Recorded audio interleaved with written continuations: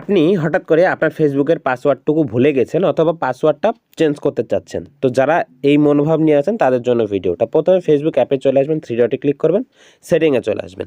Setting আসার পর just এখানে পাসওয়ার্ড অ্যান্ড সিকিউরিটি এখানে ক্লিক করে দেবেন, তারপর চেঞ্জ পাসওয়ার্ড এখানে একটা ক্লিক করে দেবেন। তারপর আইডির নাম আসবে, যেটা চেঞ্জ করতে চাচ্ছেন সেই আইডির নামের উপরে এখানে ক্লিক করে দেবেন। যদি একাধিক লগ ইন থাকে তাহলে একাধিক নাম আসবে, তো যেটা চাচ্ছেন সেটা করে দেবেন। তারপর যে পাসওয়ার্ডটুকু জানেন সেটা কারেন্ট পাসওয়ার্ড এখানে দিয়ে দেবেন। তারপর নতুন যে পাসওয়ার্ড সেট করতে চাচ্ছেন সেটা হচ্ছে নিউ পাসওয়ার্ড 2 নম্বর ঘর, আর 3 নম্বর ঘরে ওই যে নতুন পাসওয়ার্ড দিয়েছেন এটা আবারও রিটাইপ করে দেবেন। দেওয়ার পর চেঞ্জ পাসওয়ার্ডে ক্লিক করলে কিন্তু হয়ে যাবে। কিন্তু যারা পাসওয়ার্ড ভুলে গেছেন তারা কী করবেন, তারা নিচে দেখতে পাচ্ছেন ফরগেটেন ইওর পাসওয়ার্ড। তো জাস্ট আমি অপশানটুকু মার্ক করে দেখাচ্ছি, দেখেন এই জায়গাটুকু ফরগেটেন ইওর পাসওয়ার্ড এখানে দেওয়ার পর জাস্ট এখানে ক্লিক করে দেবেন। তারপর এখানে বেশ 3টা অপশান আছে, একটা হচ্ছে SMS, একটা হচ্ছে ইমেল, আর একটা হচ্ছে হোয়াটসঅ্যাপ।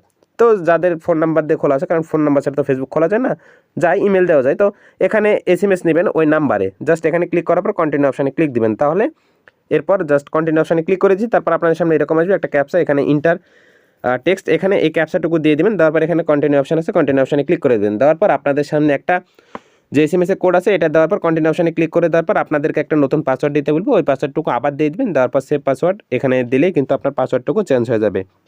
তো আশা করি কীভাবে একটা ফেসবুক আইডির পাসওয়ার্ড 2025 সালে এসে চেঞ্জ করবেন এই ধারণাটুকু আপনারা পেয়ে গেছেন। আর ভিডিওটা যদি আপনাদের উপকারে আসে তাহলে অবশ্যই ভিডিওটা একটা লাইক করে দেবেন, কারণ আপনাদের একটা লাইকের জন্য আমাদের অনেক অনেক ইন্সপায়ার হয়। আপনারা আমাদেরকে ইন্সপায়ার করেন, সেটা আমরা গ্রহণ করি। তো মনে হয় যে তখন আরেকটি ভিডিও মেক করে আপনাদেরকে দিই। আর ভিডিওটা যদি চান যে আপনার প্রতিবেশী বা বন্ধুদের মাঝে তারাও যেন দেখে উপকার হয়, তাহলে অবশ্যই ভিডিওটা শেয়ার করে দেবেন।